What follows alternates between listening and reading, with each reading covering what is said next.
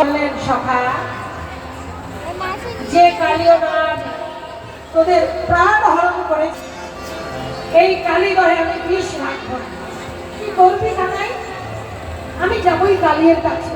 না না না, কানাই ভাইয়া, তুই যাবি না, তুই যাবি না।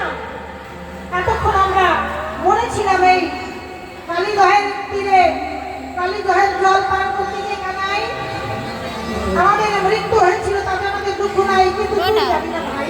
তুই আমাদের প্রাণ কানাই, তোর যদি কিছু হয়ে যায় আমরা মাকে একটু ফোন করো, ফোন করে বলো যে আমাদের বাড়ি দিয়ে একটু এক পাক মেরে আসতে। দেখি যদু নন্দানা কৃষ্ণ সাপনা, দেখি যদু নন্দানা